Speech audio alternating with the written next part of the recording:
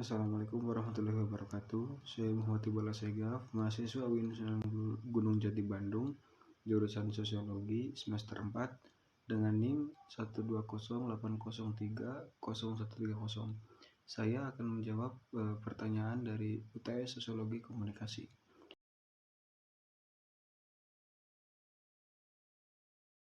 Yang pertama, sosiologi adalah sebuah ilmu.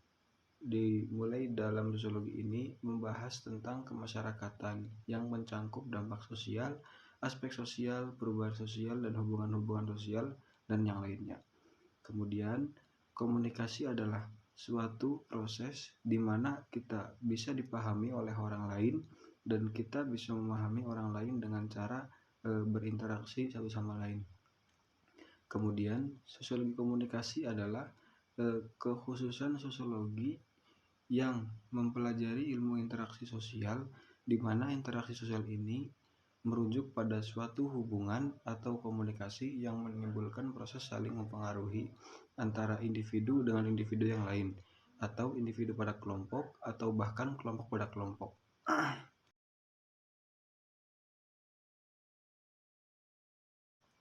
Kemudian, nomor 2, media massa adalah institusi yang berperan sebagai agent of change, yaitu sebagai institusi pelopor perubahan. Ini adalah paradigma utama media massa. Dalam menjalankan paradigmanya, media massa berperan. 1. Sebagai institusi pencerahan masyarakat, yaitu perannya sebagai media edukasi.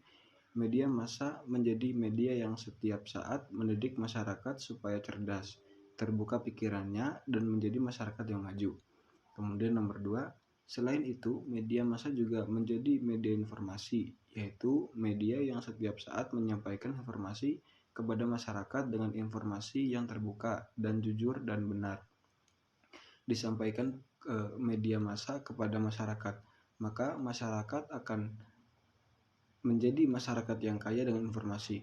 Masyarakat yang terbuka dengan informasi, sebaiknya pula masyarakat akan menjadi masyarakat informatif, masyarakat yang dapat menyampaikan informasi dengan jujur kepada media massa.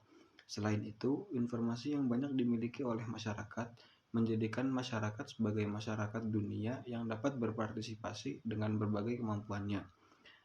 Kemudian, nomor 3 terakhir, media massa sebagai hiburan. Sebagai agent of change, media massa juga menjadi institusi budaya, yaitu institusi yang setiap saat menjadi corong kebudayaan, katalisator perkembangan budaya. Sebagai agent of change yang dimaksud adalah juga mendorong agar perkembangan budaya itu bermanfaat bagi manusia bermoral dan masyarakat sakinah. Dengan demikian, media massa juga berperan untuk mencegah berkembangnya budaya-budaya yang justru merusak peradaban manusia dan masyarakatnya. Secara lebih spesifik, peran media massa saat ini lebih menyentuh persoalan-persoalan yang terjadi di masyarakat secara aktual. Contohnya, harus lebih spesifik dalam proporsional dalam melihat sebuah persoalan sehingga mampu menjadi media edukasi dan informasi sebagaimana diharapkan oleh masyarakat. Dalam memotret realitas media massa harus fokus pada realitas masyarakat, bukan pada potret kekuasaan yang ada di masyarakat. Sehingga informasi tidak menjadi propaganda kekuasaan, potret figur kekuasaan. Sebagai lembaga edukasi, media massa harus dapat memilah kepentingan pencerahan dengan kepentingan media massa sebagai lembaga produksi, sehingga kasus-kasus pengaburan berita dan iklan tidak harus terjadi dan merugikan masyarakat. Media massa juga harus menjadi early warning system. Hal ini terkait dengan peran media massa sebagai media informasi, di mana lingkungan saat ini menjadi sumber ancaman. Media massa menjadi sebuah sistem dalam sistem besar peringatan terhadap ancaman lingkungan, bukan hanya menginformasikan informasi setelah terjadi bahaya dari lingkungan itu. Dalam hal menghadapi ancaman masyarakat yang lebih besar seperti terorisme, seharusnya media massa lebih banyak menyoroti aspek fundamental pada terorisme, seperti mengapa terorisme itu terjadi, bukan hanya pada aksi-aksi terorisme. Kemudian jawaban yang nomor 3, Ideologi media pada dasarnya adalah gagasan-gagasan atau nilai-nilai pokok yang diusung oleh media massa melalui pesan-pesan yang disampaikan kepada khalayak, entah itu berupa paket berita, iklan, film, tayangan sinetron, atau tayangan reality show. Ideologi media tampak secara implisit berupa sistem makna terkandung dalam sistem-sistem lambang yang dapat membantu mendefinisikan dan menjelaskan realitas walau kerap kali bias, serta memberikan acuan bagi publik untuk berpikir, bersikap, dan memberikan respon. Kemudian, jawaban nomor 4 adalah penggunaan istilah media dapat digunakan pada berbagai bidang, misalnya media informasi, media pembelajaran, dan lainnya. Secara umum, suatu media memiliki fungsi yang sama. Beberapa di antaranya adalah sebagai sarana informasi kepada masyarakat, kemudian membantu mengatasi keterbatasan ruang, waktu, dan daya indera, kemudian sebagai sarana untuk mengekspresikan pendapat, ide, dan gagasan kepada khalayak, kemudian sebagai sarana untuk mendapatkan hiburan, relaksasi, dan pengalihan perhatian dari ketegangan sosial. Kemudian sebagai sarana pendidikan bagi masyarakat secara umum dan bagi para siswa secara khusus. Kemudian sebagai sarana untuk melakukan pengawasan atau kontrol sosial bagi masyarakat.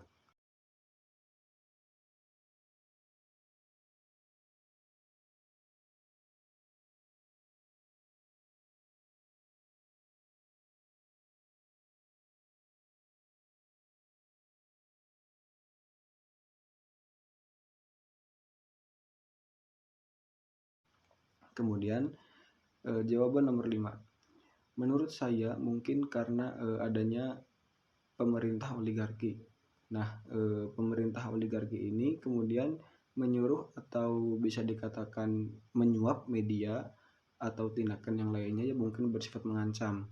Lalu pemerintah oligarki ini akhirnya berkuasa atas media dan membungkam media agar tidak menayangkan konflik isu yang sedang terjadi di tanah air kita ini. Lalu di sini saya akan membacakan surat Al-Hujurat ayat 13 sebagai pengganti setoran hafalan saya karena saya tidak masuk di perkuliahan kemarin. Kepada Bapak dosen, saya meminta maaf sebesar-besarnya. Itu terjadi atas kelalaian saya sendiri. Bismillahirrahmanirrahim. Ya ayuhan nasu inna khalaqnakum min dzakarin wa unsa wa ja'alnakum syu'uban wa qabaila lita'arafu. Inna akramakum indallahi atqakum. Innallaha alimun khabir. Yang artinya adalah, wahai manusia, sungguh kami telah menciptakan kamu dari seseorang laki-laki dan seorang perempuan. Kemudian kami jadikan kamu berbangsa-bangsa dan bersuku-suku agar kamu saling mengenal. Sesungguhnya yang paling mulia di antara kamu di sisi Allah ialah orang yang paling bertakwa. Sesungguhnya Allah Maha Mengetahui lagi Maha Mengenal. Mungkin itu saja yang dapat saya sampaikan atas jawaban UTS Sosiologi Komunikasi. Kurang lebihnya mohon maaf. Billahi taufiq wal hidayah, waridha wal inayah. Wassalamualaikum warahmatullahi wabarakatuh.